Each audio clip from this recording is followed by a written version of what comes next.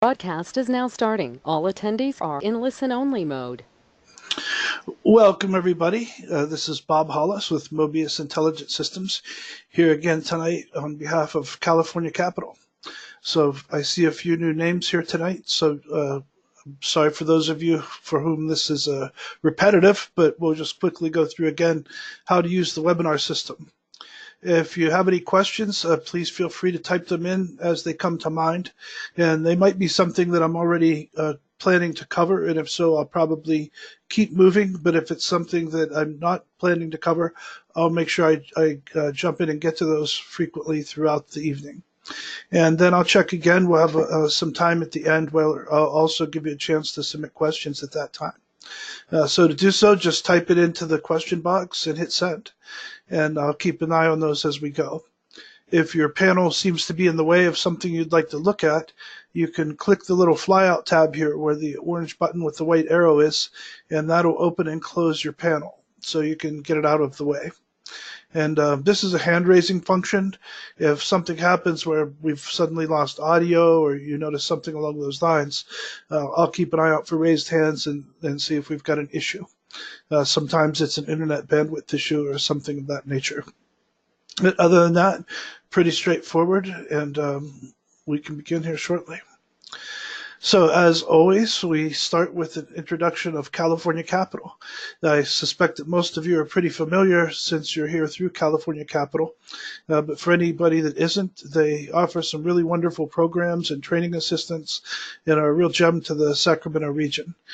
So you can talk with people there about business loans, all different types of opportunities, business assistance with things like, say, getting a business plan going, learning more about how to position yourself for marketing and how to get launched.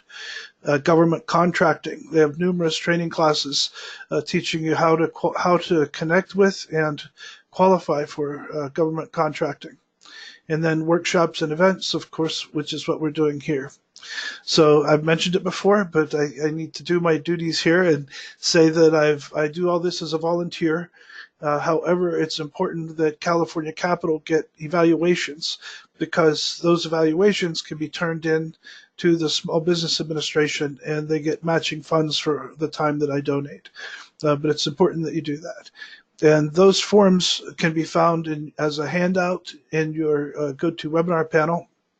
And also, I need to mention tonight, there's something going on with the server. So for the class site, so if any of you have had a hard time logging in today, that's why. The server company is working on it right now, so that should be resolved by the end of the evening. That won't slow us down today, though, because we've got plenty of other opportunities to look at other sites. And I have some examples of sites that I've set up that we'll go through in great detail. And it's even better than using our class site because these are live functioning sites and I can share with you the results of what we've achieved. So again, California Capital, on our class site, you can download it from the right side panel where the student resources are. But as I said, the site's not up right now. And you can also download it from your handout section. So please remember to do that sometime soon after each session. So with that, we'll move on. And anybody who's here tonight who's interested in social media and reaching a large audience, this is the way to do that. We're going to talk a lot about the different ways that you can integrate social media into your website platform. And one of the things that I always emphasize is your website should be the hub of your whole communication system. Some people now think of a website as just a static brochure where they put up their basic contact information and they have an email address and they just want something up there so that if somebody looks them up, they have an online brochure to read and that's about it. But it can do a lot more than that and it can interact with your whole digital world.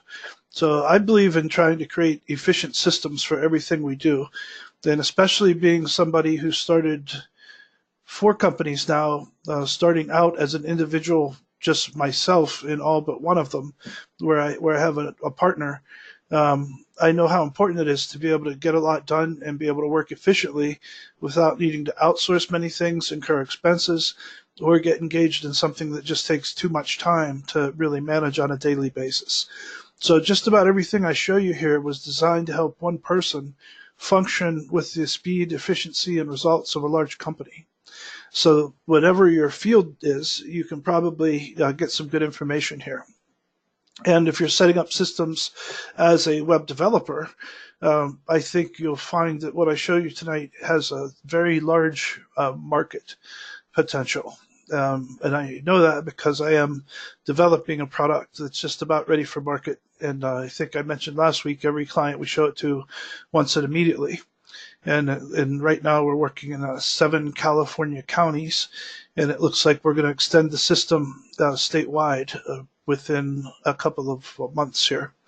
So anyway, it's a really cool system, and I'm going to show you all the different ways you can integrate social media into a website, but then we're going to focus on a way that you can create a system.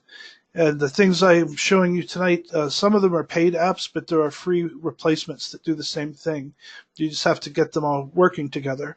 And that's what we'll go through this evening as we're talking about the different ways to use social media and digital outreach.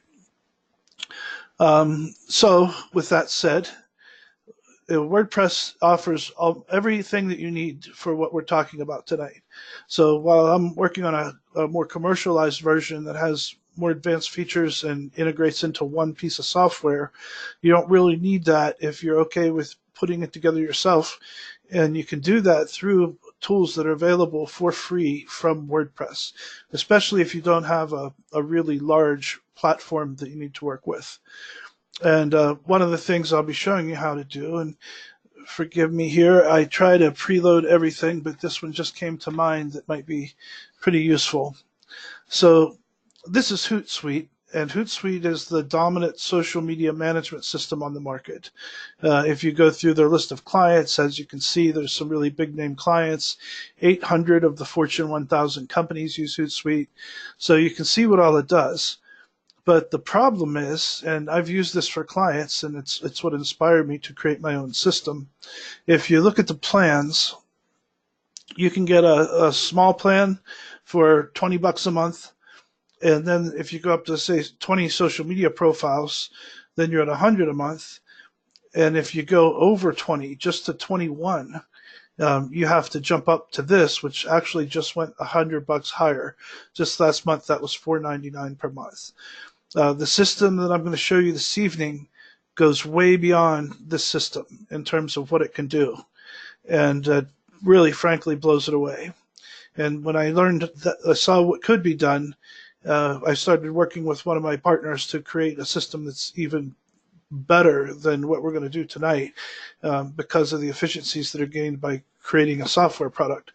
But what we're going to look at tonight will allow you to do everything in your own system that Hootsuite charges $600 a month for. And in fact, when they talk about contract pricing or contact for pricing for the enterprise solutions, I guarantee you that's a lot higher than this. And you'll be able to do everything that does as well, using all free and open source software, which, as you know, I'm a big advocate for free open source. So let me just, I'm going to pop out a question box here to make sure I'm not missing anything. Okay, so we've got a question that's come in. This is related to the domains for last week, and I didn't plan on covering that tonight, so I'm going to answer that question right now since it's not already in the agenda to talk about later.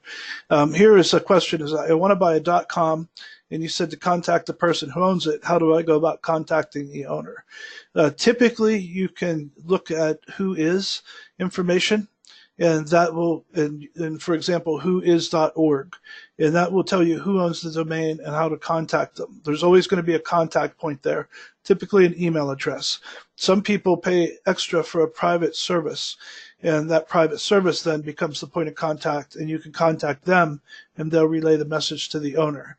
But a lot of times you get squatters that'll just, register 5,000 domains, and then they auction them off, or they put them right up for sale right after they buy them, thinking they can at least get twice as much as they paid. So if you go to a domain registration service similar to a GoDaddy, for example, you can look up the domain, and oftentimes it'll show who owns it, or it'll say, this domain is not available. Would you like to make an offer? And they might even have a price listed already if the person is buying and reselling domains. So that's how I'd recommend doing it. Go to whois.org to see who owns it in the contact point, and then contact them through that option, or directly through the auction option. But I'd go to them first with a much lower offer than the auction, because there's a good chance they put it up there 10 or 15 years ago, or well, I guess I don't know how long ago, but there's a good chance that it's been sitting there a while and they're not getting any offers. So if you contact them directly with a relatively low offer, but more than they've paid, you probably have a better chance of getting a deal than if you go through the auction system. So that's that question. But anyway, so you can see what Hootsuite costs here, and it talks about all the different features. And there's just, well, you'll see what all you can do when I show you the new system. So starting with what all you can do with social media and a WordPress site, or any website typically, I believe. I've not run into any kind of coding where you couldn't do these types of things for any kind of content management system, at least. And I suspect any other. It's all just PHP and a MySQL database for the most part, some JavaScript. But there are different ways that you can do things. So you can have something where you've got social media share buttons, and on the California Capitol site, for example, if you were to click here, you're going to the California Capitol Facebook page. So this is a way that you can just link directly to your own resources. However, the share buttons, what they do is they pop out on the site whenever you're reading any type of article, and this allows somebody to share with any third party. So you can click on the buttons, and the one I typically like the most is called Add This. Let's see, it might be one word. Yeah, it's not coming up there. Let's try one word or a hyphen. And what it does that's pretty cool is, I'm not seeing it there either. Let's try hyphen. It will even know what type of social media systems are typically used by the people visiting your site. I don't know why it's not coming up there. If you look from the back end, it does, and it's already installed in our class site. So you can take a look at the settings there. But what it does is allow you to put buttons on your site that somebody can then click and share with any of their platforms. So there are hundreds of social media platforms out there, and they're constantly changing. And using a sharing tool like that allows you to keep up, because it'll show those that most people use automatically: Facebook, Twitter, LinkedIn, and others are coming up fast, like Instagram and Tumblr. And by the way, Instagram went from 800 million users to 1 billion users a month over the last few months, while Facebook has stayed flat. So you can see that things shift constantly. You know, at one time people thought MySpace would never be overshot by anybody, and now people don't even know what that platform is if you ask them. And the same thing could happen to Facebook. There's constantly also changes in policy around these social media platforms, which is why, again, I always recommend that your website become your central core, your hub of your communication system, and the social media platforms operate peripherally but integrated. And that's what we're going to talk about tonight. So one way then is, again, you just have links right to your social media accounts on your website. That's pretty straightforward. The other is using a sharing tool, and that sharing tool will allow other people to share your content to their social media platforms. And then the other way is to have feeds that come into, and it's showing a lot of the same results here.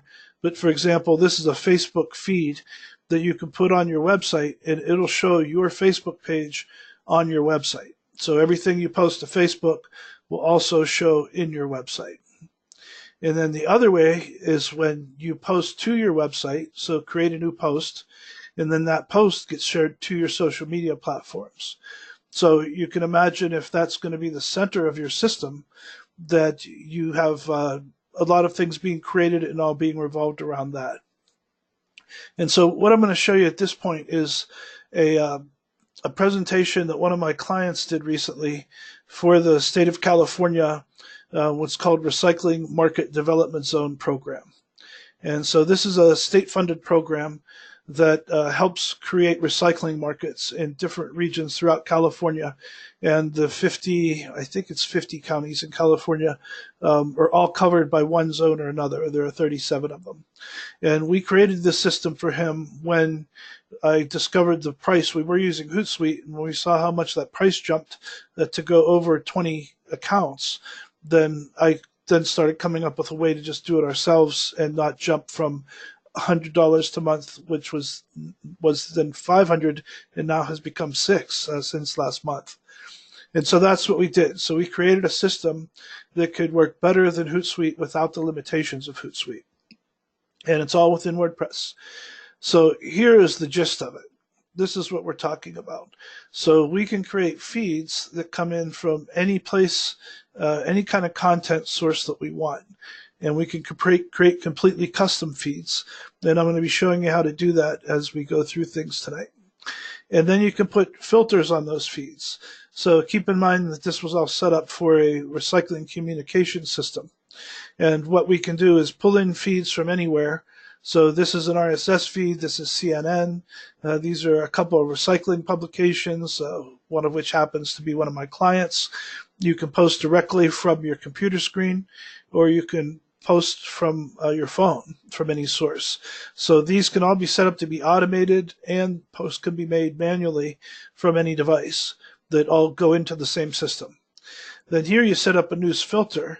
So we can say, in this case, recycling, we want recycling news from around California.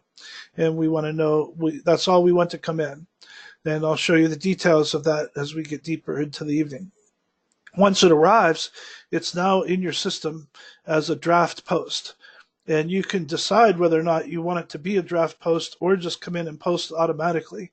And there are advantages and disadvantages to both. And I'm going to show you 2 examples of that tonight and why they work well for different purposes. And then once that content's in there, you can come in and you review or create a post. And if you were to review a draft post, then you add it to a specific category. And then you can either publish, schedule it for later publication, or delete it. As soon as you hit that button and make this decision, you're done with what you need to do. So everything comes in automatically through filters we create. You push the button to publish, and when you do, it's going to go out to up to hundreds of social media accounts, and you can create custom newsletters. So in this case, we have one newsletter that's for recycling that goes out to the public community. So what I mean by that are the people that live in the community responsible for recycling at their homes and their businesses. And then the other is these recycling market development zones.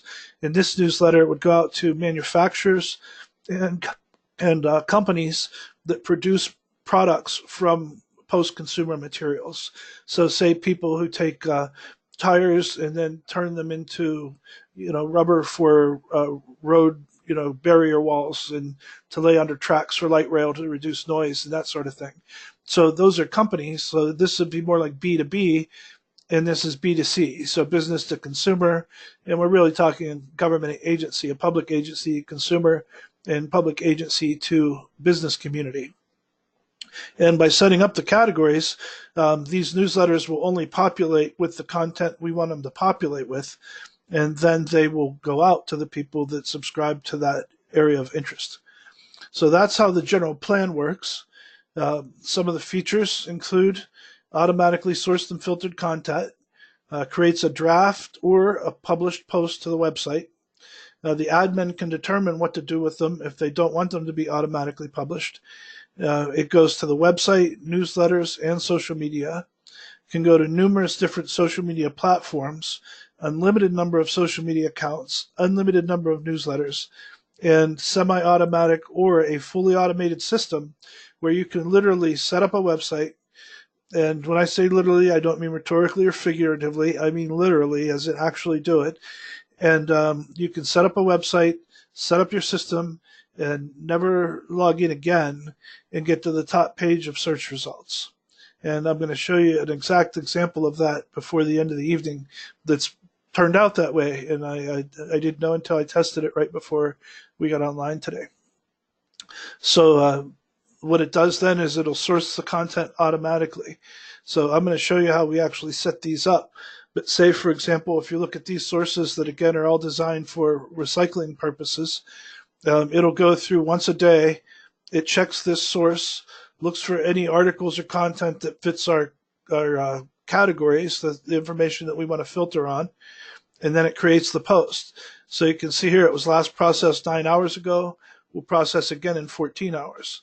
And these were all set up at roughly the same time, so you can see they're pretty close as to when they check. But once a day, they go in and they check all these sources, and they pull in all the content from those sources that matches our filters. And here's an example of those filters that I'm talking about.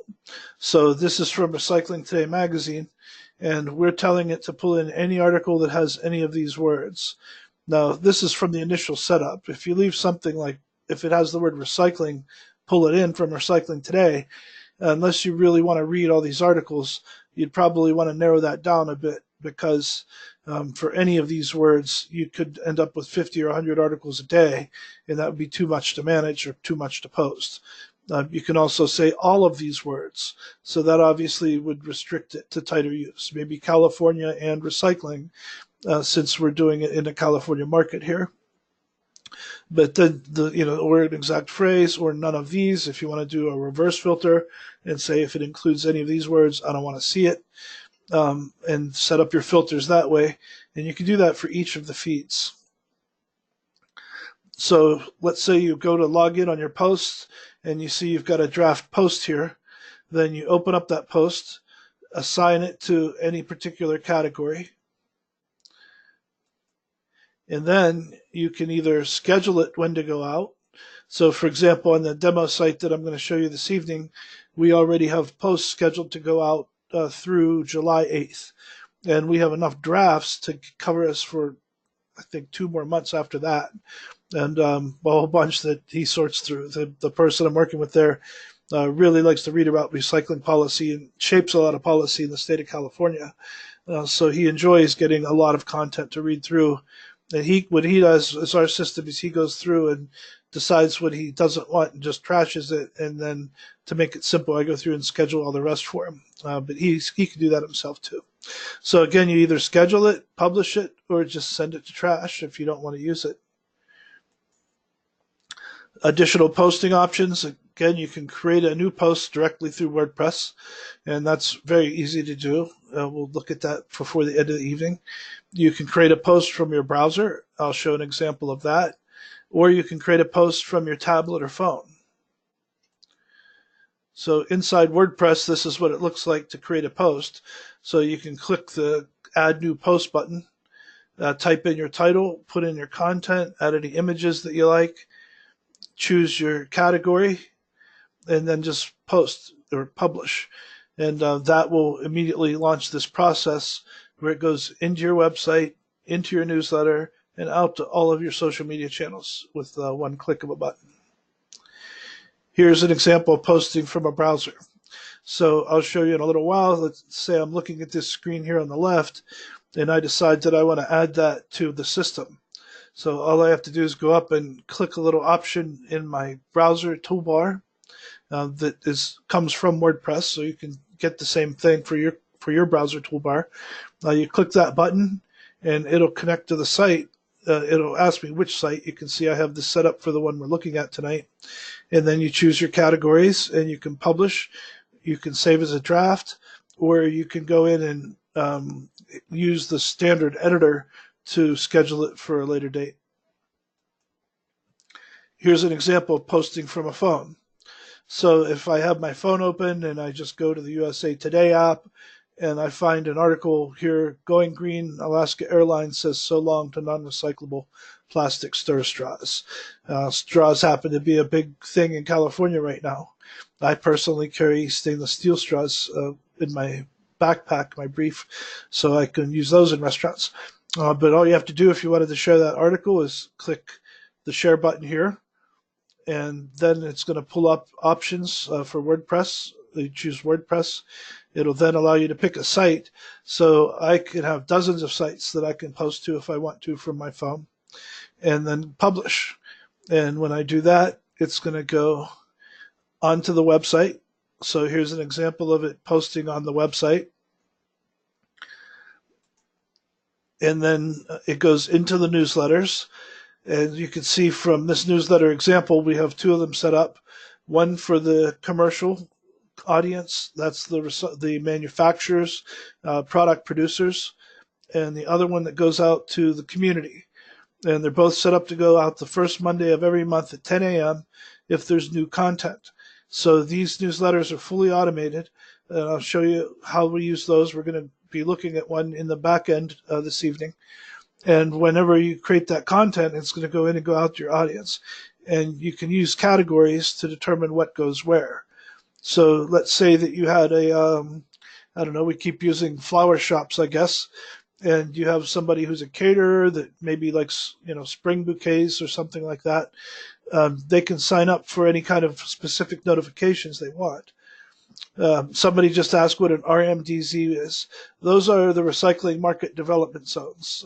You might have joined a few minutes late, but those are areas of California that are supported by CalRecycle, so publicly funded areas, and they help businesses cite, and they have low interest loans like for SBA loans, those types of things, and they help businesses get started in using post-consumer products, post-consumer materials to make products. So instead of something going into a landfill, let's say, for example, textiles, old clothes that are too worn to donate, maybe all ripped up or something like that, or old towels or something that you can't really donate, but you don't want to just throw them in the landfill. They could take those textiles and manufacture something new out of them. So people that are in the reuse business, basically recycling or reuse, trying to divert materials out of landfills. Carpets are a big one. Paper itself, cardboard, you can make new paper, new cardboard out of paper. So organizations like that would be supported by these recycling market development zones. But you can apply this to anything.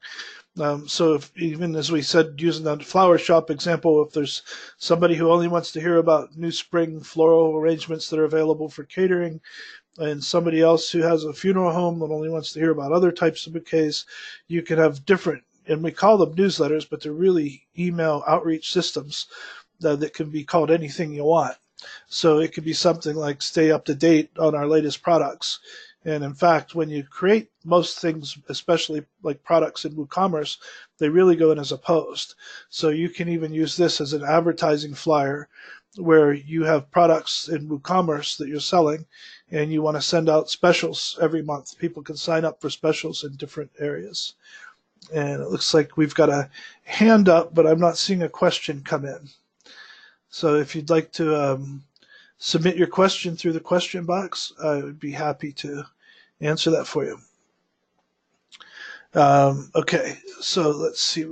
That's where we are now. This is an example of a newsletter, and this one isn't very well done. It's more quickly up for an example. So you can see that it's got a header in it for the Recycling Market Development Zone. This one's the High Desert Recycling Market Development Zone. And this is an example of content that would be publicly or added automatically by creating a post. Here's an example of what happens with that post. So you create the post, it goes into the newsletter, it goes out to the social media account. In this case, we put a video header in. I just wanted to highlight that feature because it makes Facebook much more interesting if you put a video in your header, and a lot of people don't know that you can do that, but it is an available option. And then what this does is when these articles go out, they drive traffic back to the website from Facebook. So again, you're not hoping people go to your Facebook page from your website. You really want people to go from your Facebook page to your website. That's the direction you're trying to drive people, because your website is where your transactions take place. That's where somebody signs up for your newsletter or makes a purchase if you have e-commerce. And so somebody just submitted a question, how do you find the Facebook tools to do that? That's what we're covering tonight. So the system that I'll show you how to do, unless you're talking about the video, if you just click up here in the header where that little camera image is, you should find that it now gives you a video option. And then you can upload the video.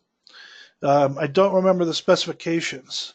So with anything you're using on Facebook, you want to track down what the specs should be for height and width to optimize.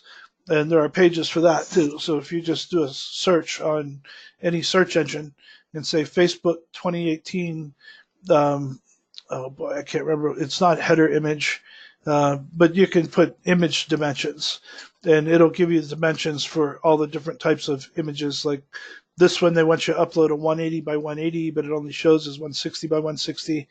The dimensions for this, I believe, are 835 by 315 high. These are pixels, so 835 pixels by 315 pixels, but you're only mobile safe for the center section, I think the middle 510 pixels. But that can all be looked up pretty quickly, and you want to create the right size images and things before you upload. And all these things I'm showing you now are from this PowerPoint presentation that was done at the last state meeting. But I'm going to be going into the websites and showing you specifically how to do it. So you can do it yourself on your own sites or through your class site, which already has most of these tools installed. So this is just an example of driving the traffic back. So on the dashboard, you can see here things that have been published. So you can go through and see what's happened, what's already been published and when. These are things publishing soon. So it shows what we have going out over the next few days. And then over here was top referring sites. Then you can see that Facebook had 874 references back to the website. So that was this third behind Google, and then going direct to the site. And our third largest traffic driver was Facebook because of the way we set this up. This is an example of all the social media accounts that it can go to. This is what we're doing now. So as I mentioned, we at one time had 20 communities. These are all communities in Southern California, mostly Southeast California. So the desert area, the desert and the mountains that are in Southeastern California, from the Arizona border all the way over to the eastern half of San Bernardino County, and then up to a little bit north of Barstow, Victorville, that area. So all of those communities are included here. And when we make that post, each of these has their own Facebook page. And when we make one post, it's going out to all of these Facebook pages, including the one for the High Desert RMDZ that I mentioned. And we recently added one for a state RMDZ page. And we'll be setting up systems like this that encompass a lot more communities throughout California. These are some of the social media platforms supported. So you can see there are a heck of a lot more options here than just Facebook and Twitter and LinkedIn. So you have to pick your markets carefully. And the other thing you have to think about is how you will manage all those communication systems. So we're working on a solution for that too. We're going to have a line of bots. You probably heard about bots. They're not all bad. It depends, like on with any other technology, whether it's good or bad, it depends on how it's used. So bots can be used to try to sway an election with fake news, not good. Or you can use bots to respond more quickly to customers or help them find information that's important, and that's kind of cool. So somebody just asked, what exactly are bots? Bots are, it's short for robots, and it's generally a term that's applied for hack bots. So hack bots are little scripts of code that just go out and say, search the internet and look for vulnerabilities and scrape servers and try to find something they can exploit. Those are hack bots, and the vast majority of hack attempts that take place are done by those types of bots.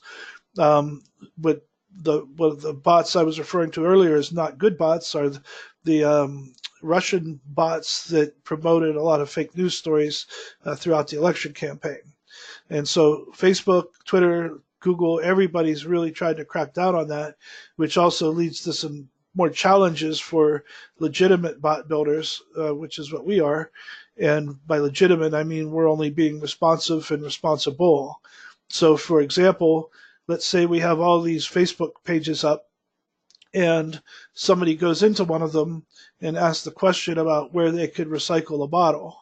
or a can or whatever other material it might be, we might create a bot that will find that question and recognize that question as soon as it's entered and then respond automatically. So we don't have to have a person live sitting there going through all the social media accounts all day. You can have a bot that'll auto respond for you. And if you spend much time on Reddit, depending on which subreddits you go to, and to some people, they've heard of Reddit, but they don't really know what it is. Some are like, well, was that just a, like 4chan or something like that? It's not. It Reddit is a group. It's an online organization really, with a lot of subreddits, and you can create subreddits, which are basically subcategories of information or topics of interest that anybody can join, comment. Most people do it anonymously. But it's amazing. You can ask a difficult physics question, like really difficult, deep stuff, and you'll get a scientist from NASA that comes on and answers it for everybody. Or some of it's just totally stupid. Some of it's offensive. But it's pretty much open, and you can do whatever you want and go wherever you want. Well, what a lot of people don't realize is that Reddit's the third most visited site on the internet now. It's passed up Facebook. It's number 2 behind Google and YouTube. So you might be missing markets if you aren't aware of platforms like Reddit.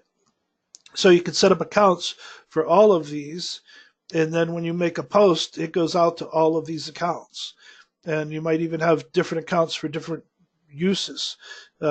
Say again, you're working with a community, like with the National Recycling Coalition, we're setting up something like this, and we're going to offer it as a curation service to each of their members as a member benefit. So say, for example, the state of California, the state of Texas, Arizona, Maryland, they all have a Facebook page and they all promote recycling, but they might not all want to log in every day and find content to post. But by using a system like this, the National Recycling Coalition, of which they're all members, and I'm a former board member, we could provide a service where the NRC person posts something every day, and instead of just going to the NRC Facebook page, it goes out to every Facebook page for every NRC member. So now we have one person posting to 30 or 40 Facebook pages, and possibly more. But content that's screened and meets the parameters. So that's what bots are. So if you were to go into Reddit, and let's say you're on a music subreddit, I'm not on a Dave Matthews subreddit, but I'm going to use that as an example. If you're on a subreddit all about Dave Matthews music, and somebody says something like, yeah, I remember June 24th, 1994, I went to my first Dave Matthews concert. A bot might respond and say, sounds interesting. If you were attending that concert, this is the music you would have heard. And it'll provide a set list of the Dave Matthews set for that night. So bots can do good things too. It's all about what they're programmed to do. That's the same with any technology. It can be used for good or bad. It's a matter of the hands that it's in and what their intentions are for the most part. So anyway, if you have all these platforms out there, but you're still one person and not necessarily able to get online 24/7 to respond quickly to comments and that sort of thing, then you can use bots to auto respond for you. And we're going to be covering some of that in next week's class, and places where you can set up bots for free. And there's educational tutorials that show you exactly how to do it. So there's a teaser for next week, where we'll also be talking about AI. And basically all of this is about just creating optimized, efficient systems and getting technology to work for you. So again, here's the overview of the system. And we're going to jump into some real websites that are using it right now. And I'll show you how to set up each component. So we're going to start with just, again, looking at WordPress and what posts are and how they work. We're going to show you how to create the feed sources, how to set up the filters, what to do when it lands in your website administrative panel, how to target your audience, and then disperse it throughout all these different types of platforms and newsletters. And we'll be covering how to do that on real websites. So that was the presentation he gave. I wasn't there, but he left me here as the technical contact. And as I mentioned, since then, several have been in contact, and it looks like we're going to roll it out statewide soon. All right, so with that, we'll jump into the website part. Let's see. I've got a comment here. I run a site with a lot of engagement comments. It's wonderful, but very time intensive for me to respond. Can bots help with my need to respond to people? Most likely. And the reason I say most likely is bots can be very sophisticated. Like, for example, the things that Google is working on right now, they're doing Turing tests and, they're passing. So if you've ever, it's always been the thought that a bot couldn't really create or communicate the way a human does, where it's just smooth at different rates, and you have to understand a lot of intricacies of how words go together and meaning, and even be able to detect sarcasm. And the stuff they're doing now with machine learning and artificial intelligence is getting pretty darn close. The types of bots we're talking about will rely on libraries and things that other people have built to give you starting points. So you don't have to code these things or do anything incredibly sophisticated to get them to do the basics. But they won't be as functional as some of those cutting edge bots are now these days. But I say that now. Who knows? This time next year they might be, because things are really moving fast in that whole field. And it depends on the kind of information people are commenting on and what they're saying. The example I gave with the recycling data, it's pretty simple. We can set up a bot to look for where do I recycle and any word that fits an item. And then if the bot finds that pattern in that word, then it just pulls out something from a database that shows a list of all the places to recycle based on that person's location. So something like that can be pretty simple. But if somebody asks more complex questions or makes a long comment statement that the bot isn't able to decipher and respond to then it could really say something stupid or not respond at all. So it depends on the sophistication of the types of commentary. But they're nice to have on hand. Even Facebook itself allows you to set up basically autoresponders now. And then you'll notice you get scores on Facebook for how quickly this group responds. So they're providing tools for those autoresponders, but you can also create your own bots that are far more sophisticated and do a lot more. And that's what we're working on to add to this system that we've been talking about in the real world.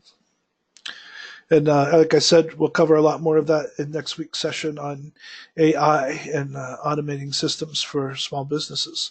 But math-free, I understand a lot of you are happy about that. So we'll keep it simple. So we looked at examples here, or talked about how you can share. And these are where you get your feeds. So any of these types of tools will work. So I try to be agnostic if I haven't thoroughly compared everything, where I want to recommend one over another. And I found there are a bunch of them that work, and they basically all do the same thing. So you can look through them yourself and decide which one has the features you like, or just which one you're more comfortable with. Whenever I'm determining which plugin to use, I always look at the reviews, see how many stars, how many installations, whether or not it's up to date with the latest version of WordPress, which these all are. And this one's even been tested in advance with 5.0, which is in beta right now. So we know that people are keeping up with all of these. This one seems to have the most traction with 50,000 installations, 326 reviews with 4.5 stars. So that's probably a good bet. I'm not using that one, but I want you to see that there are multiple options. The one I'm using is a paid option, but you don't need that. As I said, you can use any of these, and these are free.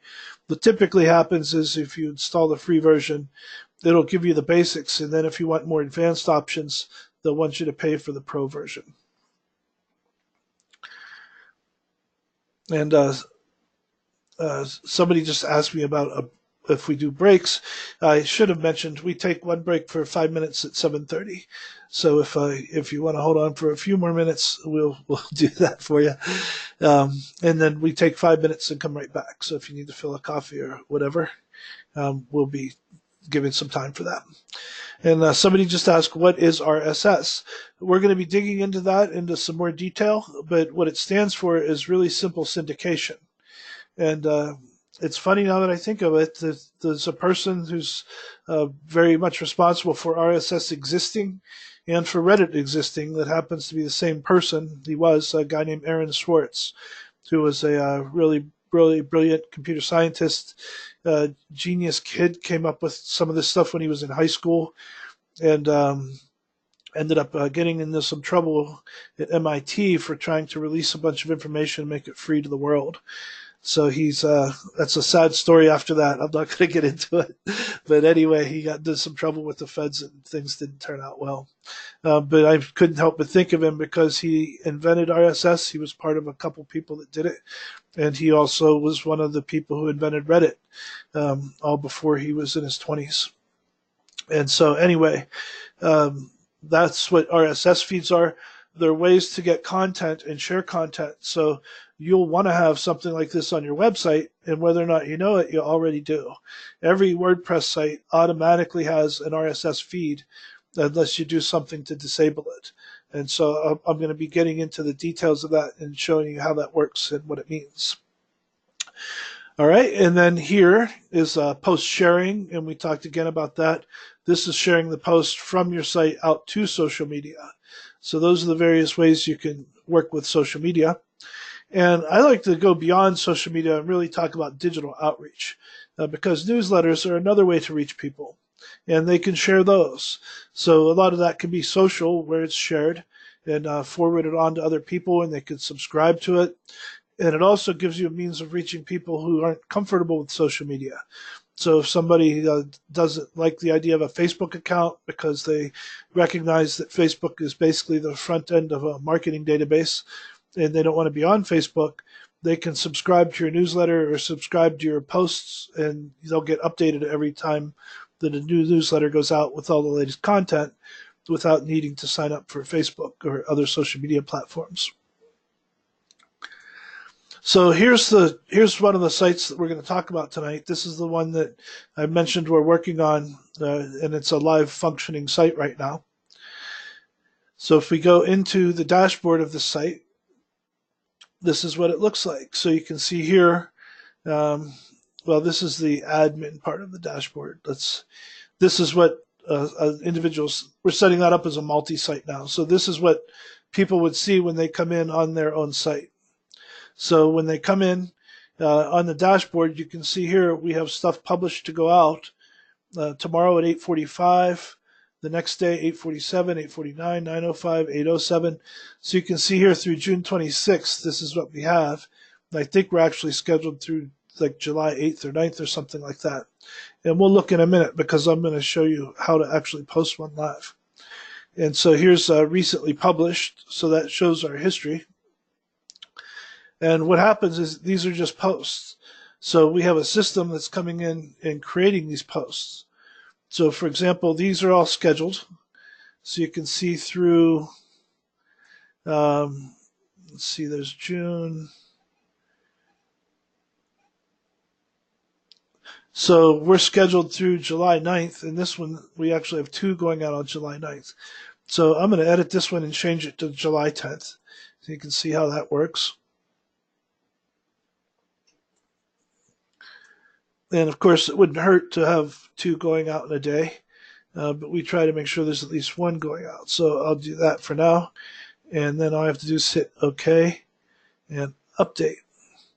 And now that's going to be scheduled to go out on July 10th, I think we just said.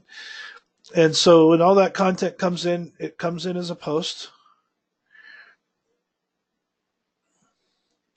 So here they are. So you can see these are all scheduled.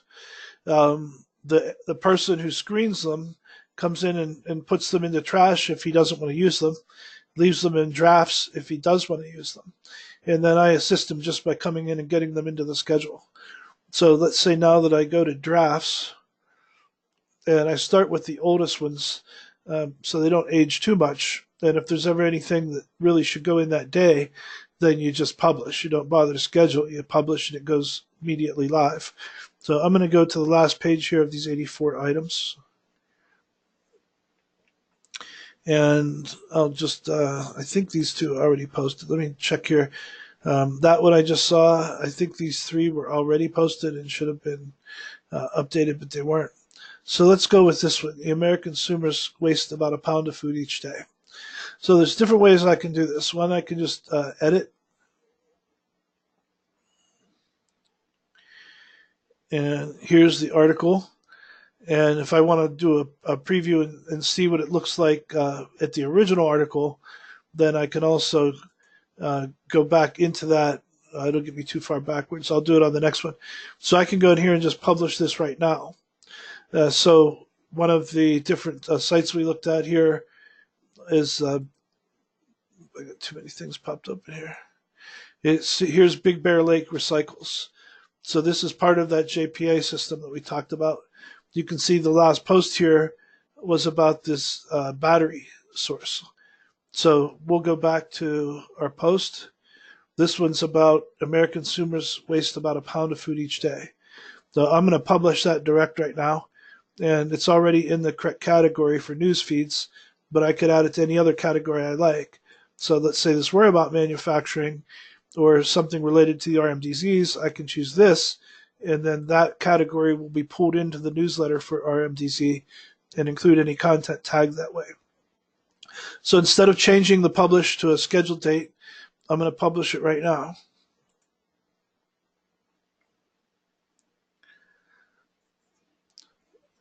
All right, so that just got published. So that went into the website. It went into a newsletter, which we'll look at in a minute. And it went out to all those social media accounts. So if I go back here now to Big Bear Lake Recycles, you see that recycling post about batteries was the most recent, and that was 10 hours ago. But if I refresh here, and it might need a cron job to run first, we'll see.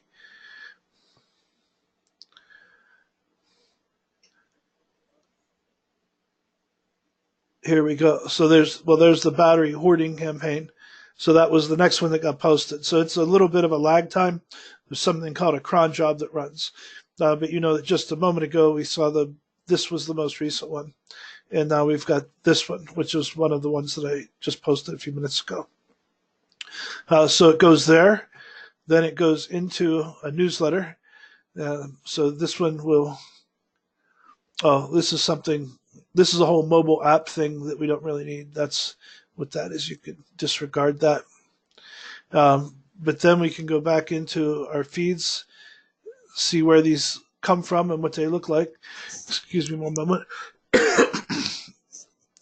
So let's just take a look at the recycling today like we talked about. If I go to edit this account or feed, I put in any title I want. This is the RSS feed for recycling today. I could choose what form it goes in as. So it's going to go in as posts, but I could also create pages or anything else that I want. What status? So in this case, I want it to go in as a draft so that I can choose what I want to post or schedule versus what just gets scheduled automatically. But I could also schedule it or publish it instantly. So if I wanted to, and I'll show an example of that later, I can have all these feeds coming in and going live every day. You can choose the post format from any of the standard formats available. You can decide who you're going to name as the author. So the use feed author or anybody in particular. So we're using the feed author because we want the original author to get credit for the article, not look like we've plagiarized it and put our name on it or something. Here you can treat feed categories as, and we're saying here categories, and what that means is that as they come in as a category, they'll get assigned properly. And you can even say add any that don't exist. So if you've got a category for a subject that's coming in on these words, but there's not a category in our system for that, it'll create the category and add it. So we're assigning anything that comes in here now to our news feeds. And by doing that, we can tell it to post anything that's a news feed as it comes in throughout the rest of the system. Let's see. Somebody's asking, why is the print teeny? I can hardly read it. I'll see if I can do something about that momentarily. And then the next question is, so the article can go beyond the Facebook post and newsletter to other social media platforms. Yes, it could go out to all those platforms all at the same time, and each one is set up differently. So obviously for Twitter, you've got a character limit. For Instagram, you really just want an image and a title. maybe a line of text and not much more. So each feed is set up to go out in a format that fits that platform. And in regards to text, let's see if I can blow up my screen a bit here. I'm on a fairly large screen, so this could help here. So anyway, and yeah, somebody else just mentioned you can also increase your zoom in your GoToWebinar panel. There should be a place at the top of the panel where you can zoom in on things. But I've just done that here. I've zoomed in on my end. So hopefully that'll be a little easier to view now. So again, here's where we put in the RSS feed. Here's where we told it what to do when it gets there. Create a post in draft, use the imported date, feed author, categories, and here we decided to add a tag for the source so that we're recognizing them, and then we can sort and search from anything from that source. Down here is the filtering. So you can put in any words. So you can tell it, I want California, comma, recycling, comma, composting, comma. And if you did that, it would need to have the words California, recycling, and composting, or it wouldn't work. Down here for post excerpts, you can use a full post or an excerpt. I always use excerpts so I can control the length. If you decide that you're going to use a full post, you don't know if that's going to be a 500-word or 10,000-word article or a 20-word article. So you could end up with a really unbalanced website. So I always use an excerpt and put in the number of words that I want. And then here's what you title, the link back to the original source. And then, of course, if it's going to go off your website, you want it to open in a new window. So if somebody clicks that link in the content, then you can open it in a new window. Here for how much do you want it to pull in?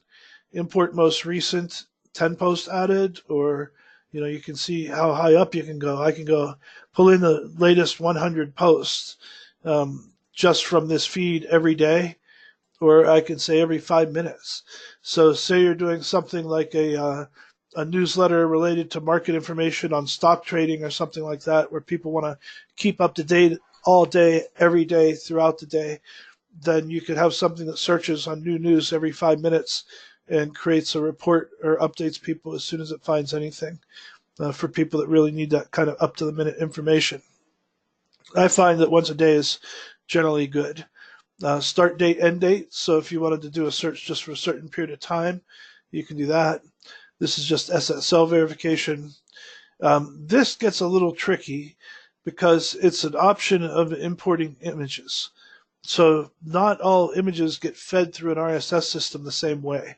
They're going to be different for each RSS. So some of them might have a thumbnail tag that you can use.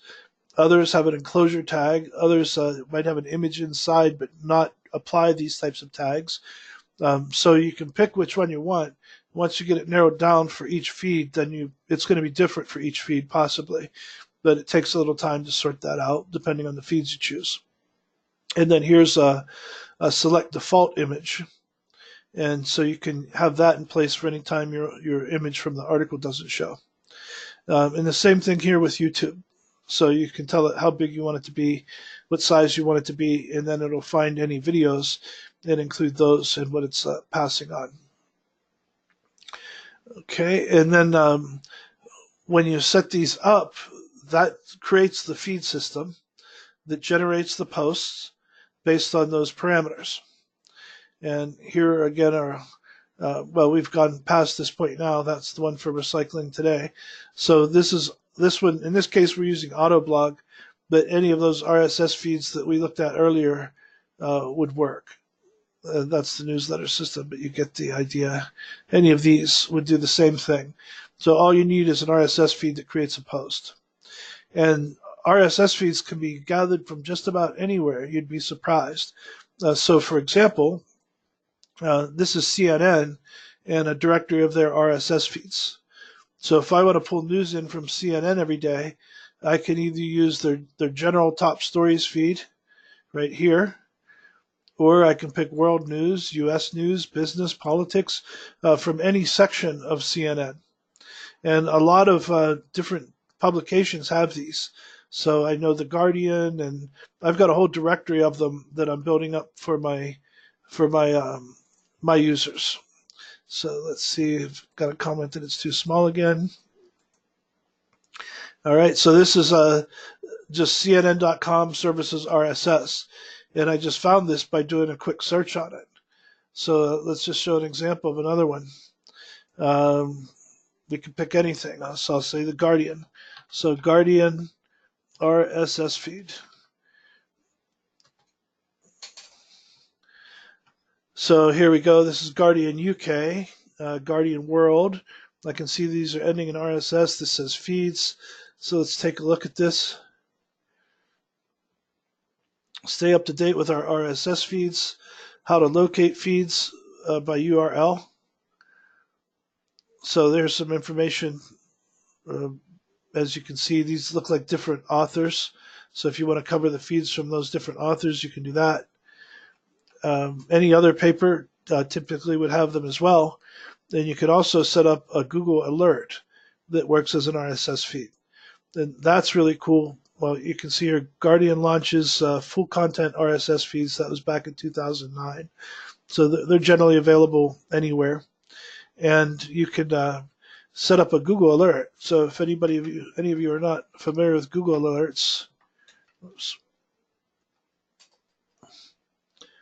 Here's monitor the web for interesting new content. So if you have an audience that wants to know something about, I think we keep talking about yellow roses in West Sacramento. So you can tell it what you want to monitor for, and put in as many details as you want. Oops.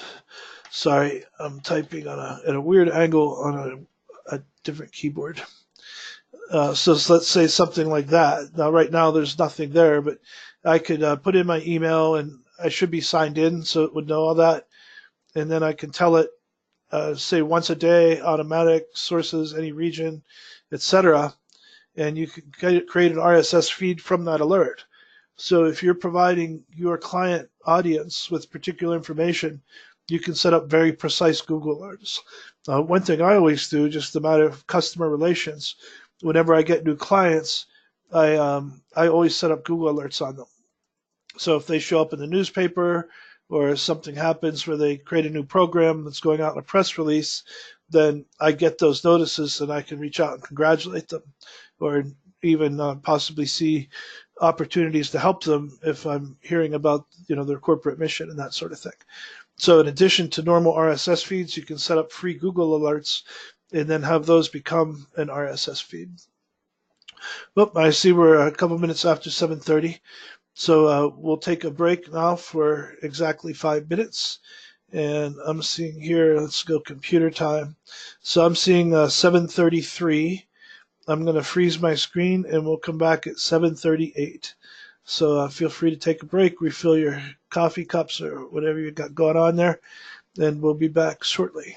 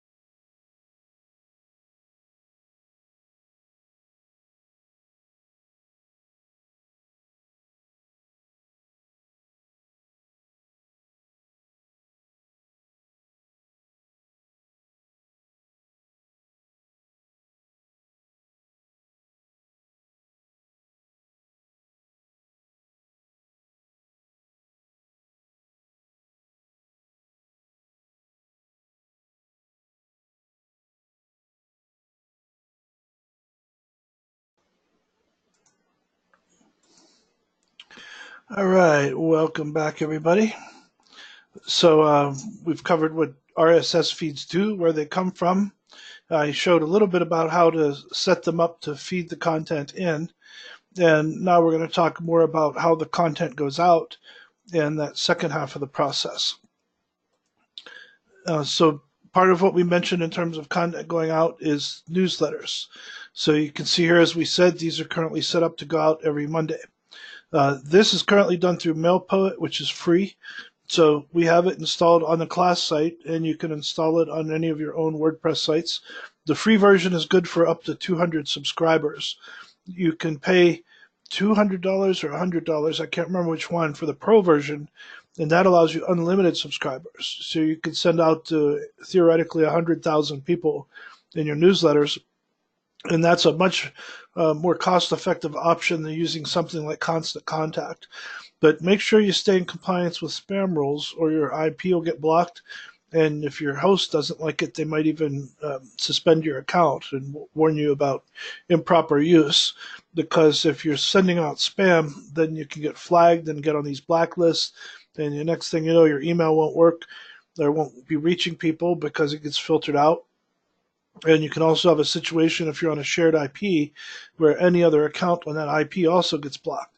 And that's what the hosting organizations that offer inexpensive shared hosting are concerned about. They don't want any of the IPs they own, IP addresses, getting blocked by spam filters or blacklisting organizations. So follow those rules. And I think I talked in another class about the spam rules. But if you use something like this, they typically have you covered by things they have built in. Like, for example, at the bottom of your newsletter in your footer, there should be a way to contact you that's a real address that can reach you, like an email address, who you are, and an unsubscribe link. As long as you've generally got those things in and you've had contact with some person in some way, or you got a list from a conference, but you're allowed to use it because people agreed to that when they signed up for the conference, then those are legit lists, and those can be imported into your subscriber base. So you can create subscriber lists based on different topics or categories, and you can put a front-end subscription option on your website.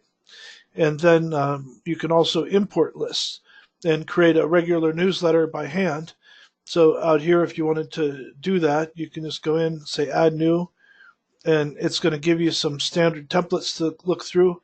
But you can also, well, here's something we just talked about. It looks like this is in beta, but you can automatically send an email when there's a new WooCommerce product order or some other action takes place. So imagine if you're using WooCommerce and you get a new product in and you create that product and add it to your site, then this would automatically send that information out to anybody on your list, letting them know you've got a new product or something else on sale, depending on which category you pick. So you can set up your newsletter that way and have just a regular newsletter where you're creating the content, you're telling it what to put in there, or automating it with things like WooCommerce. And what we're going to look at now is latest post notifications, because that's the one we're using for this other stuff that we've been talking about. So other than creating it as an email, we're going to go back here and look at post notifications. So this is what we're using for our automated newsletters. So when you go to set one up, I'll act as if I'm setting one up from scratch because we're not really going to change any of the existing. So I'll click add new.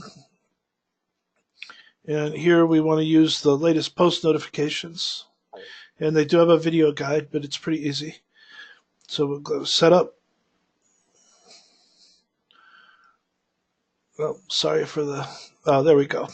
That's due to my screen being magnified, zoomed in. So here's selective frequency. So again, if you wanted it once a day, I don't know anybody that wants to get news every day, unless, well, I guess newspapers, so if you had something specialized and people want to read the daily news, that's what you could do.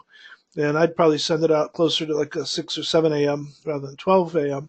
to get all the latest content. But you can do it once a day, weekly, monthly, monthlies, like every first Monday at 12 a.m. That seems to be one commonly picked. I usually go a couple hours into the morning so that when people first get to their desk around 8 or 9, they get through that first wave of email and clear their inbox. And if you have something that gets in at like 11 or maybe a little after lunch, these seem to be good times to get information out to people. But you can also actually monitor that with more sophisticated tools and see what time people are reading messages. And then that will give you a better idea of when to do it. We'll just leave it like this for now. So every month, on the first Monday of the month, if you have a monthly newsletter,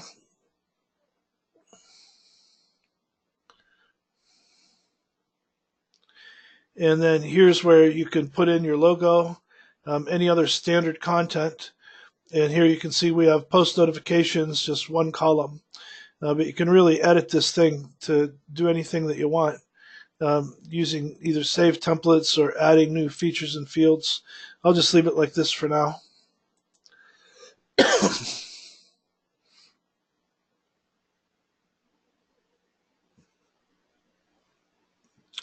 And then I can put in what the subject line is. And here's where I can customize all that content. So I can put in dividers, spacers, images, posts, automatic latest content. And you can see here what it did. It automatically already put in these two posts that we just put up there recently. So during our time together tonight, we created this post we published the post from the automatically generated draft. And you can see that that automatically already populated this newsletter. And you can set it to include images and things as well. Those are all just in the finer settings. I'm going to leave it like that for now. And then that you can save it like it is as a draft or as a template. And I'll go next.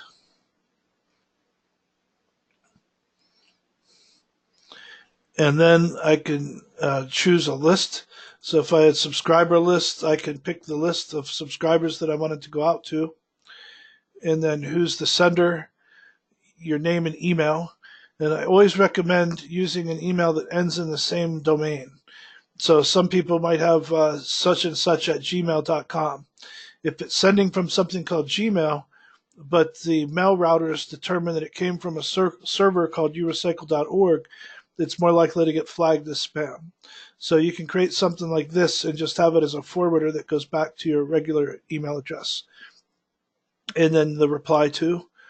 And so I could either activate that right now or save as a draft and close. And so since I obviously don't want to activate this yet and I don't need it, I'm just going to save as a draft and close for now. And then delete it really. But it's not active at the moment. So I'll come back to that and clean it up. Well, here, just, I should delete it before I forget about it. And we didn't give it any title or anything, or that would stand right there. Okay, so that's how the email system works, and you don't need to do anything more than that. Somebody just asked, can you please repeat what you said about the type of email address you suggest? Yeah, you want to, if you're ever sending mail out from your WordPress site, it's ideal to have an email that ends in the same URL as your website. So in this case, it's urecycle.org. So I wouldn't want to have the sending address appear as, say, bobhollis@gmail.com, but be coming from a server that's urecycle.org, where it looks like it's possibly a spoofed email, which means I'm trying to appear as somebody I'm not. So if I send mail from a server, my email account should match the server. Otherwise, it looks like I might be up to some obfuscation, trying to look like I'm coming from someplace else. And that's what a lot of people that send spam around or phishing emails with the PH, where they try to get you to click on ransomware and that sort of thing. Those are the types of practices they exercise, and so a lot of the spam filters will sort that stuff out and not let it through. Okay, so that's the email side. And once that's all together, all you have to do is set it up the first time, have your subscription box out on the front of the site, and people can come in and sign up, or you can import them from other lists if you're authorized to use those lists for this type of outreach.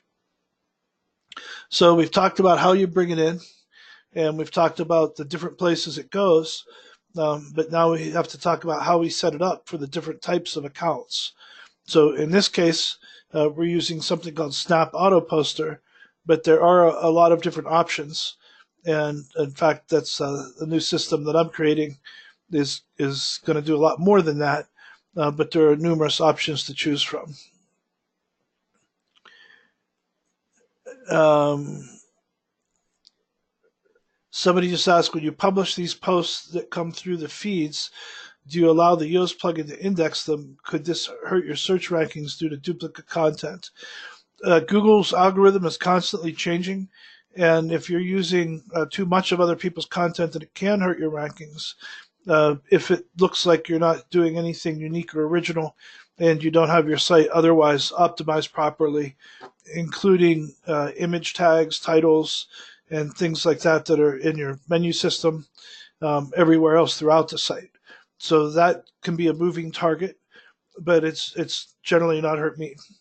And I would check with Yoast, and that can change even in Yoast. The reason is Yoast has people that stay on top of the Google algorithm and the other search algorithms pretty much full time, and they look for changes that would affect ranking. And then as those changes occur, they update their software, so they change their tips. So if it looks like something might be happening, you can also run a test on your site, and it'll tell you if anything's out of order or something that you should change. In this case, obviously the post only goes in once, but it goes into all of these accounts. And these are all the different platforms you can set up. And this is all part of one system, but there are individual systems you can use as well that go out to just LinkedIn or just Twitter, and they'll automatically truncate things for the platform that you're using. But let's take a look at how you set up even one of the Facebook accounts. So part of this can get tricky depending on whether or not the plugin developer provides an app for you to use. I develop my own apps, but that's also an issue with Facebook lately, and I'll show you what I mean here in a minute. So let's go into how we would set one up. So if I go in here to show settings, this is all my own text, so I number these the way I want to keep track of what's going on. And what it's going to need is an app, an API. And developers, and really anybody with a Facebook account can be a developer. It doesn't take any special knowledge or anything like that, really. But you'll want to have a developer account for Facebook so you can create your own apps. And then your app will give you an app ID and an app secret. So you need to come in and you put that information in here from the app page on Facebook, which we're going to look at in a minute. And there are some advanced settings, but then down here, it'll also give you an option to choose any page that you have access to. Now, somebody else was asking me about posting and formatting for different formats. You can see here, even for Facebook, I can determine what I want to show. And I'd really like images to show too. So I'm going to go in here to show format info. And you can see that these are all just little codes for what you want to include. And so if I want to include an image, then I can grab this little code right here and search the featured image. And I can put that here. And that will feed it the image URL that it needs to populate that post. And then, of course, you can see all the different options down here as well. And so those can be put in anywhere that you want them to control what shows. And then here again, you determine whether or not to include the image, how to include it, where you want it uploaded, and then just update the account. So in this case, I do want to add that image, so I'm going to update like that. And it's done. Now, once you have the first one set up, then it's very easy to add more because all I have to do is go back a page. Oh, that's not what I wanted to do. I want to go to feeds. So we'll go back down here into accounts.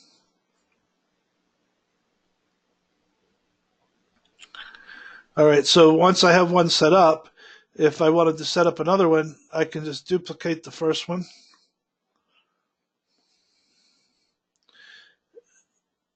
And then here's the copy of that. So I'll just change the settings.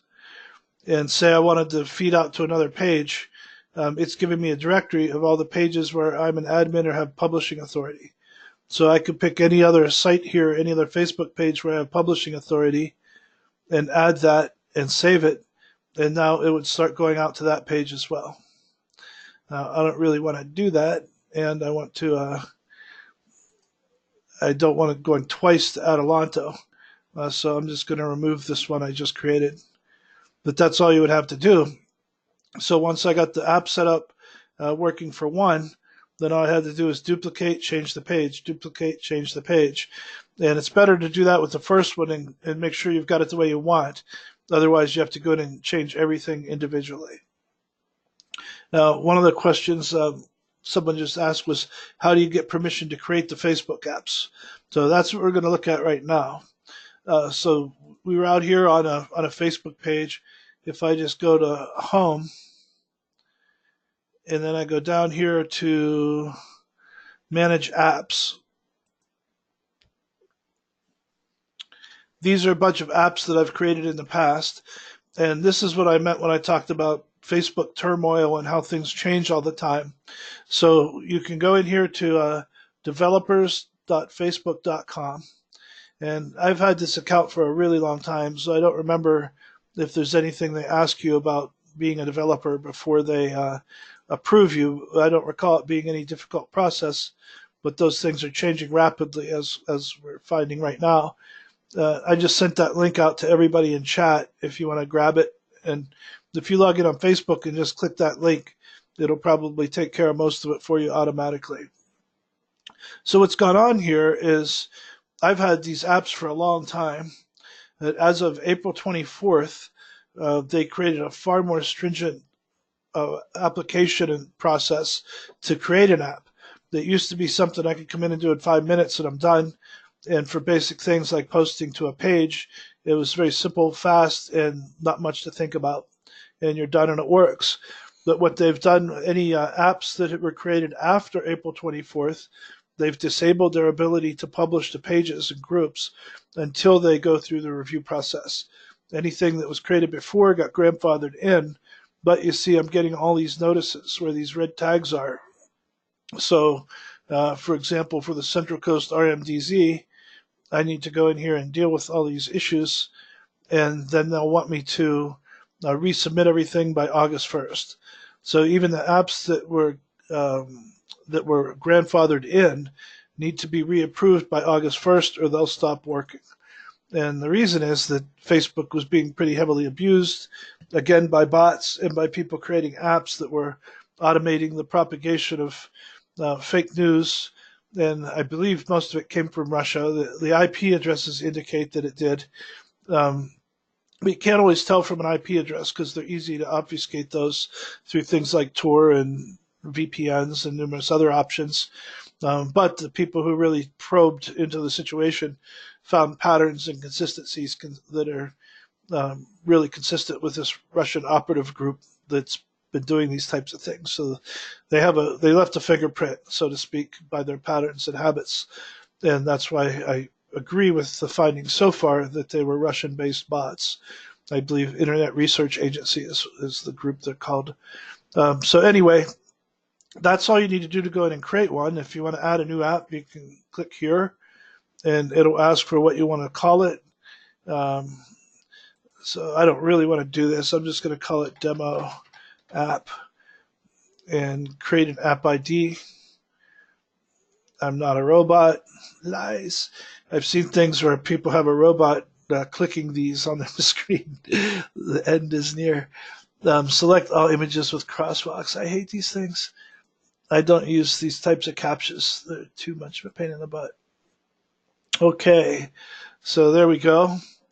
And now it's asking me to add a product. And there are videos on how to do this, so I won't walk through all of it.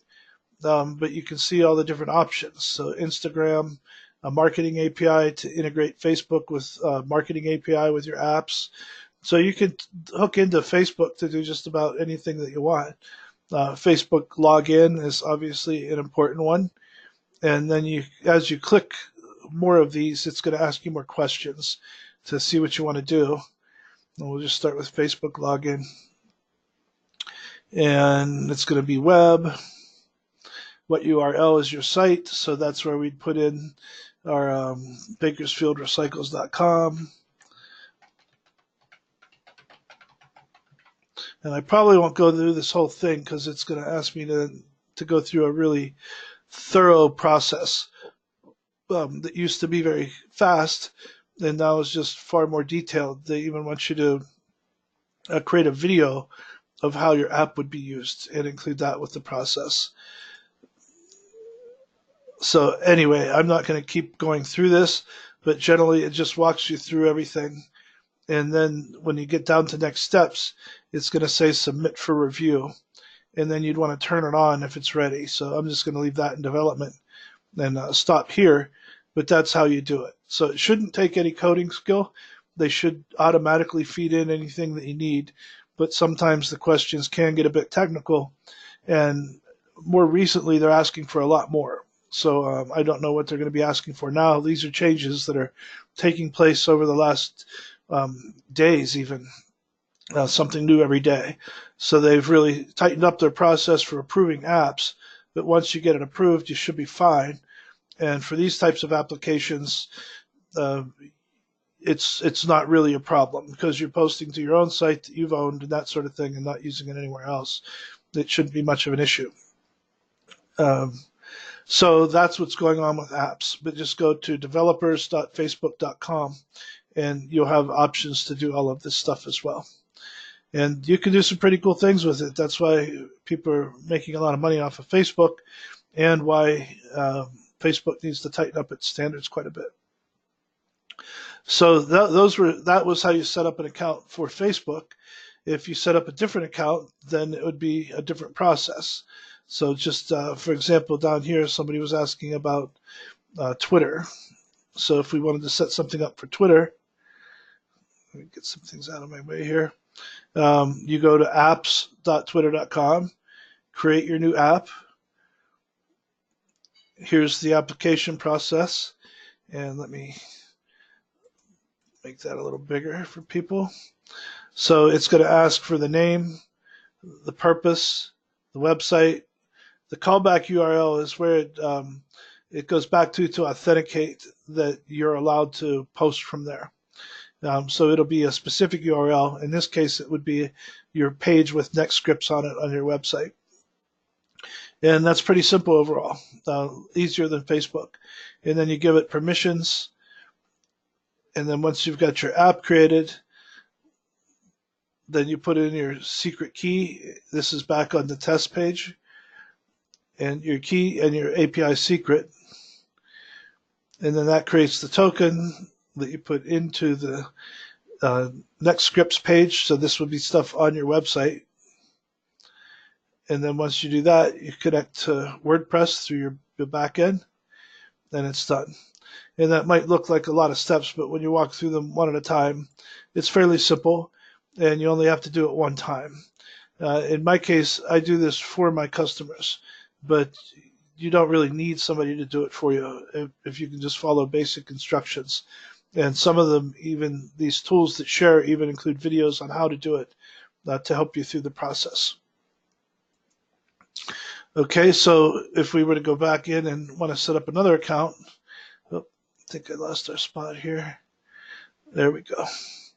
So I could go back into Auto Poster and again go into accounts. And if I wanted to create one for a different platform, just click Add New Account, select Network. We'll say LinkedIn. And then it's walking you right through it here. So again, you'd go to the LinkedIn Developer app, create an app for LinkedIn, tell it what website you're going to allow to post, and then put in the ID and the secret that it generates for you. And down here, you can see the message format again. In this case, it's just saying a new post has been published on, and it would say the site name. But you can put any, again, of this type of content in there. And you'll notice some of the options that would work well for Twitter is instead of using the regular URL, you can use a shortened URL. So you're saving some space there. And you can put in an excerpt, and that excerpt would just include the number of characters that are allowed, as opposed to full text. But some of the things that will also get you flagged for spam, Instagram, for example, is coming out with much tighter rules than they used to have. And if they see things with hashtags or with links to external properties, then they're tending to flag more of that as spam and not let you post. So that's something to be careful of. Unfortunately, it's not in our control. The social media companies can change their rules every day, and we can't do much about it except adjust accordingly. Okay, let's see here. Good, we're caught up on questions, so we can go back on that. So that's pretty much how you do it. And there are some other ways to post. So say, for example, I'm out here and I can go to anything. We'll just pick recycling today.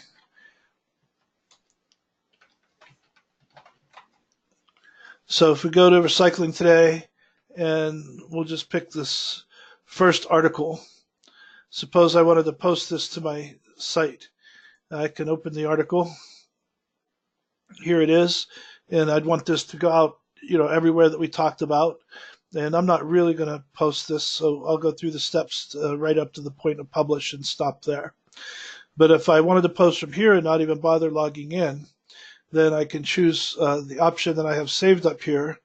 And this was one that I demoed, but it's through something called Press This.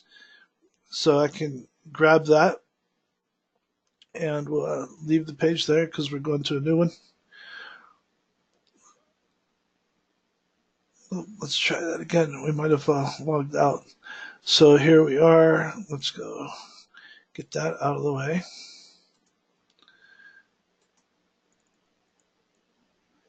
There we go. Okay, and then it gives you an option. It'll scan the whole page and allow you to choose any image you want. I try to always choose the one that was with the article, so that was this one here. So you can see what that's doing. It's adding it as a post. And I can edit and add any other text and things that I'd like here. Then I can go down here and click Publish, Preview, Save Draft, or go to the standard editor, which you'll see takes me right into WordPress on my site. And this is similar to an API because what I did before I got to this point is that I've got something already set up to tie this, to allow me in through this tool to allow me to post to that website. And I'll show you where that comes from too. So you can see here, this is that article we were just looking at. And then here's where I can come in and post, publish, or do anything else that I was talking about before. And in this case, I don't really want to do anything. So I'm not even going to save it as a draft. I'm just going to kind of back out of this process, but you get the idea. So I can click News Feeds, and that would automatically then go into our whole propagation system that goes out and through all the systems that we've talked about. So let's think about some of the uses for this. For example, I have one client who wanted to start building up a following. He's got really great knowledge in a lot of areas, but especially as the circular economist. And that's what he wants to be known as professionally. So when people talk about circular economy, which for any of you who aren't aware, it's basically the same natural economy that applies to human activities. So a circular economy is a sustainable economy where things follow kind of the natural cycle of life. So rather than a product being, say, mined out of the earth, created, put into a form that it can't easily compost or be recycled, and then it gets dumped into a landfill, that's a linear economy. And a linear economy is not sustainable because you're creating at one end, stopping at the other end, and not coming back full circle and feeding the resources back into the system so you don't have a loop. In nature, you've got a loop. We all learn about the circle of life when we're little kids, and then we don't apply it to our human activities, which leads to a lot of waste and inefficiency and pollution, and et cetera. So Anyway, that's a little side note on the circular economist.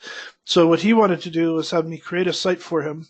Before he even started publishing his work, he wanted to build up a following so that he would have an audience that he could appeal to when he's ready to publish more or get out there and do presentations, conferences, that sort of thing.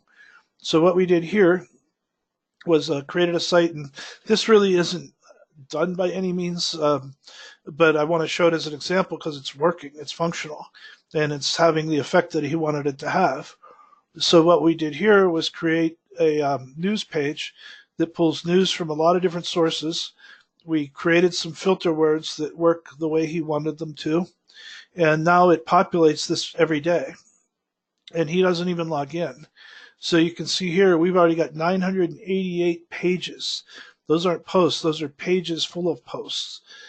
So you can see here are the latest, and you can click on any one to read the whole thing or go back to the original link source. And all of it's designed around, you can see the keywords coming through circular economy.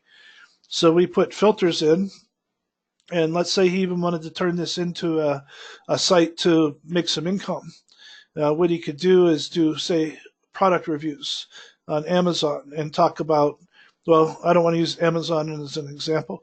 Let's say any other platform where they have sustainably made and distributed products where people feel like they're values driven and they're making products that can sustain a circular economy.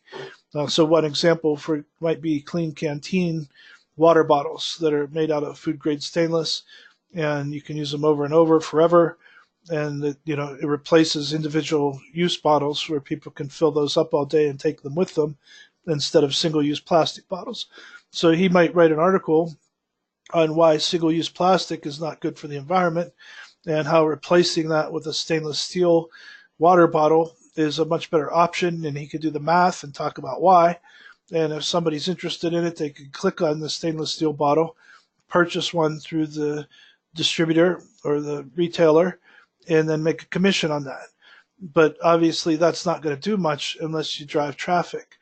So we set this up a long time ago, so it's starting to work through search rankings.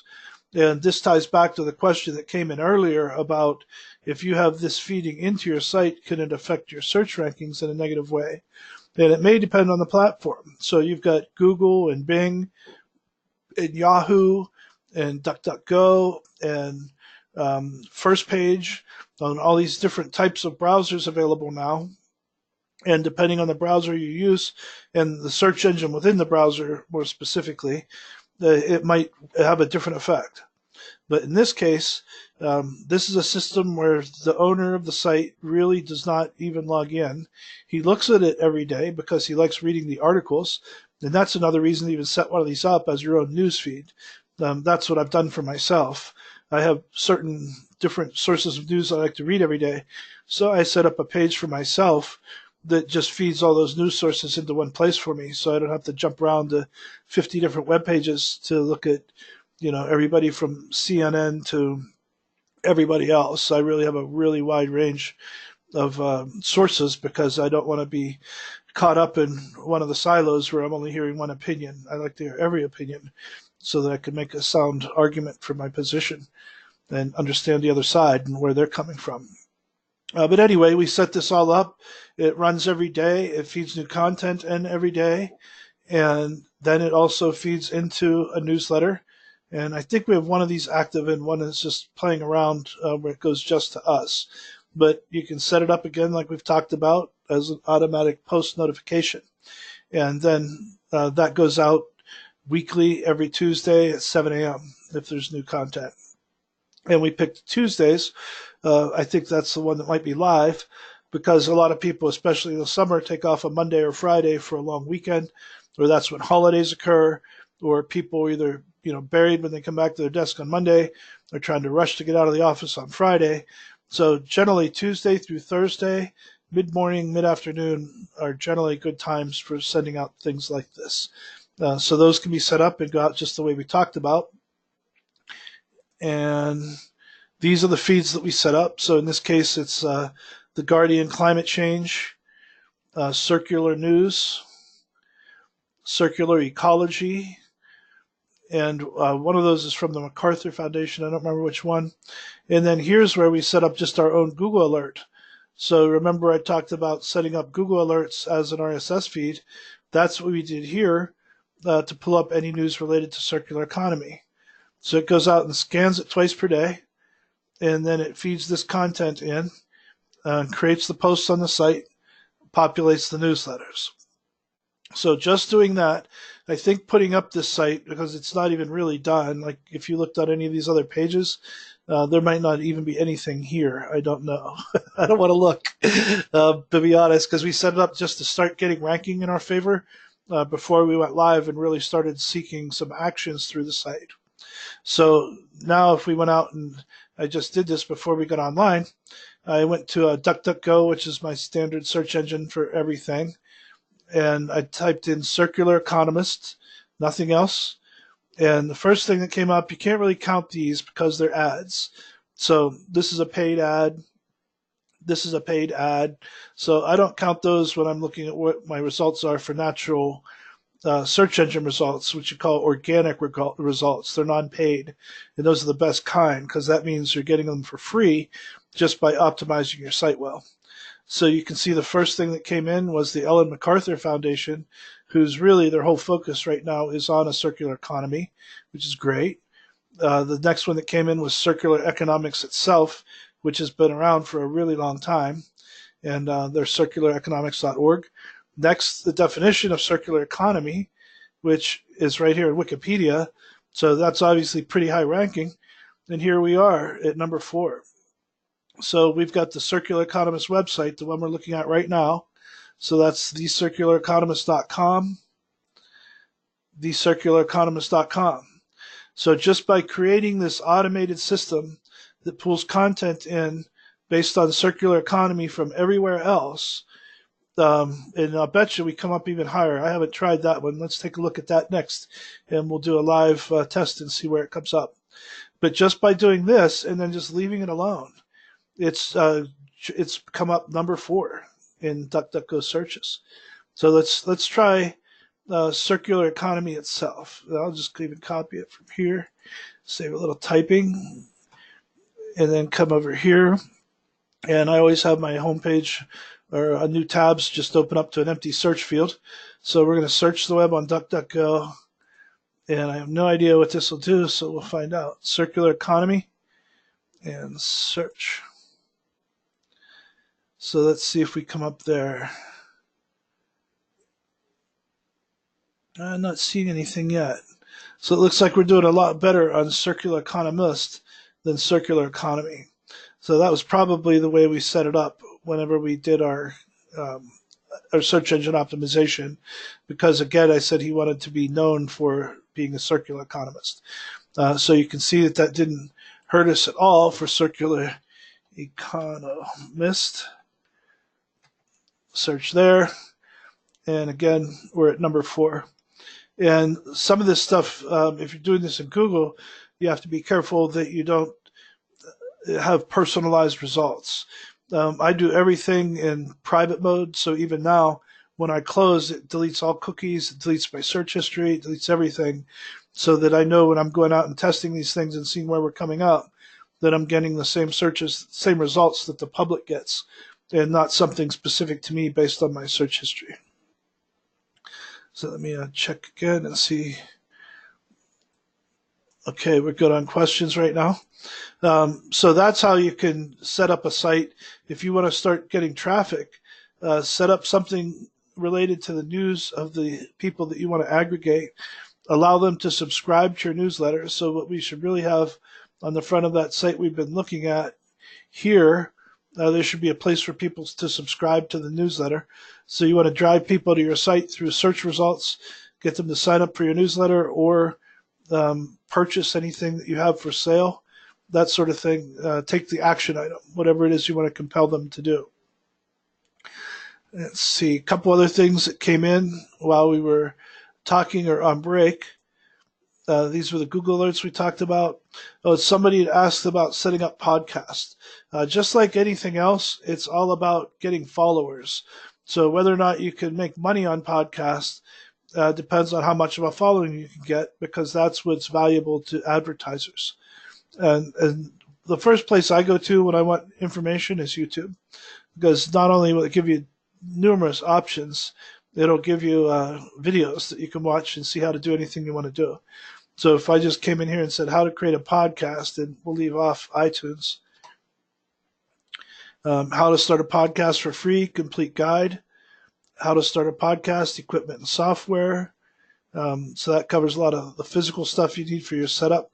How to launch a podcast in 11 steps, podcast for dummies, how to make money podcasting, episode 21. So that's looking pretty thorough.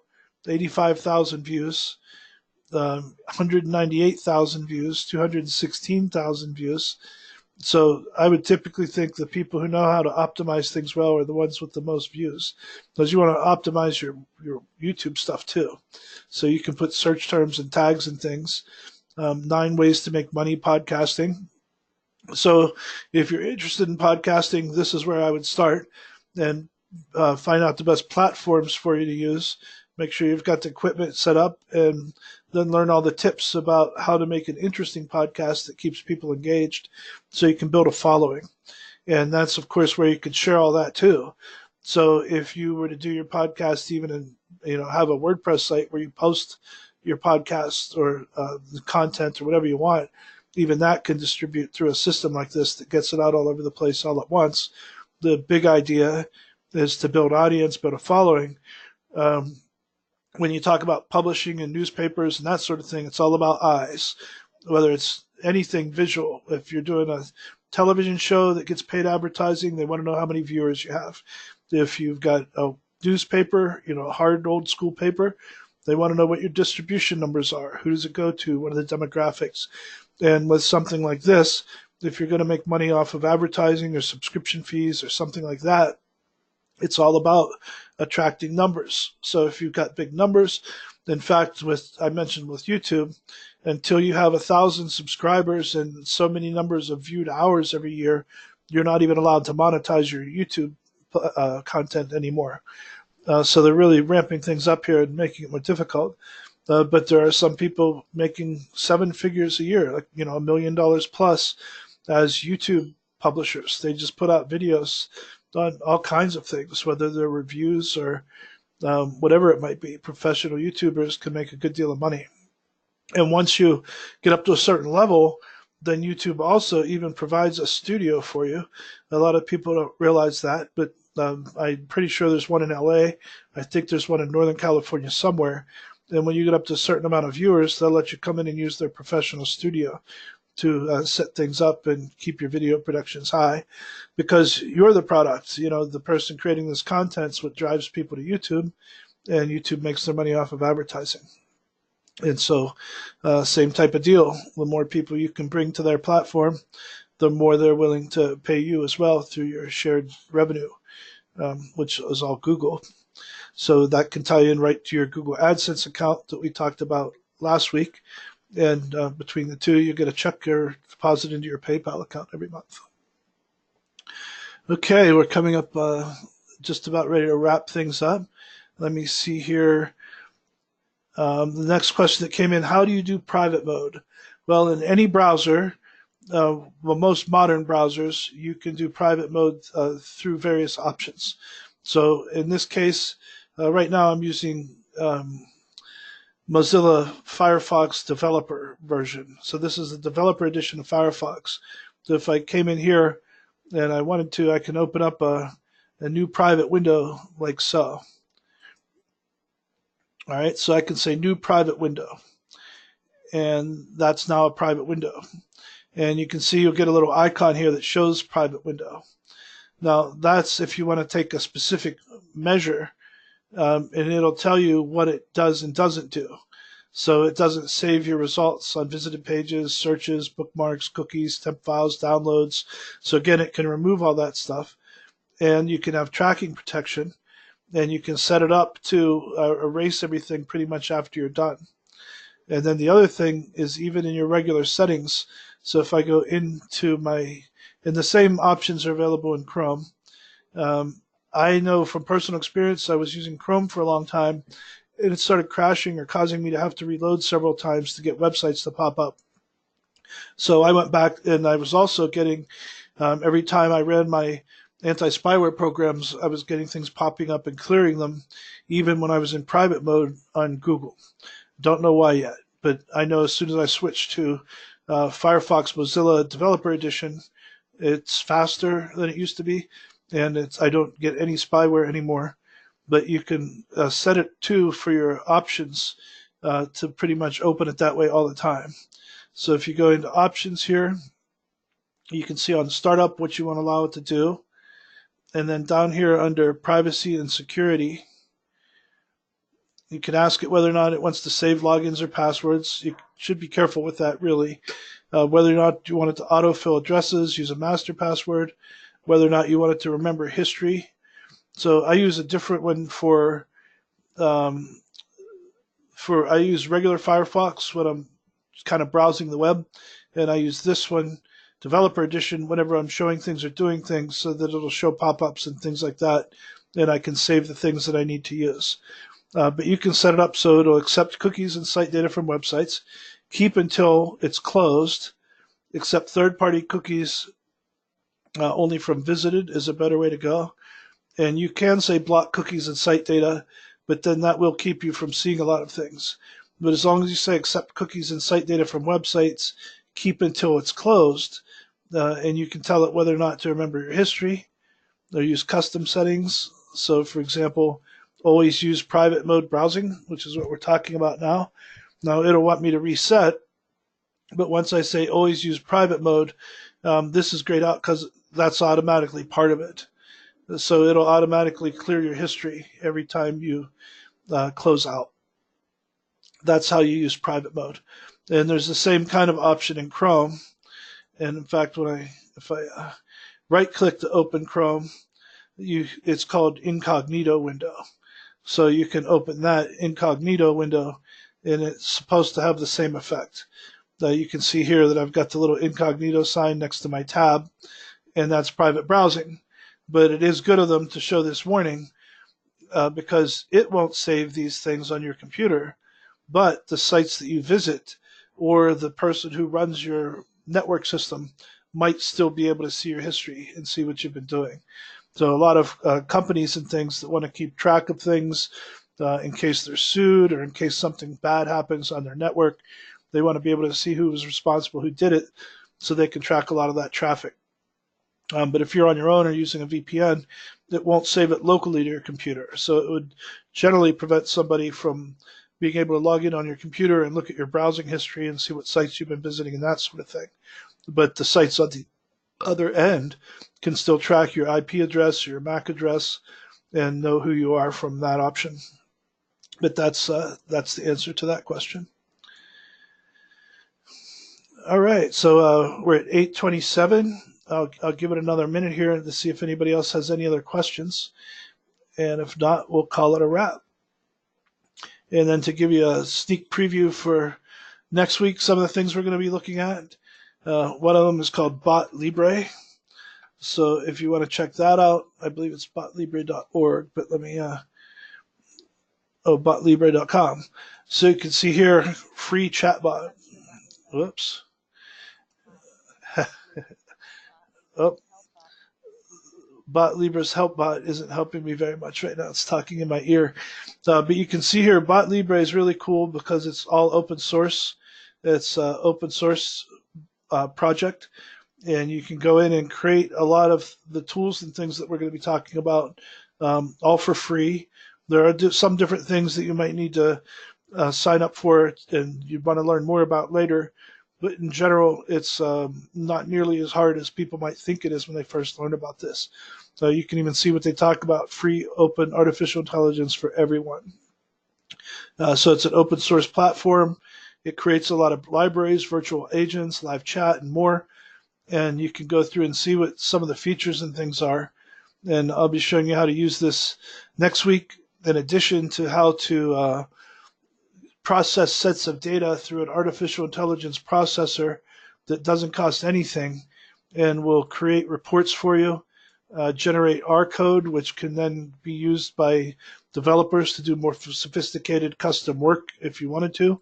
But it'll create all that stuff for you, and it's all free too on a major platform. So that's what we'll be covering next week. And seeing no questions, we'll go ahead and call it a wrap. So thank you, everybody. Hope you have a great night, and let me know if I can help you with anything. Bye now.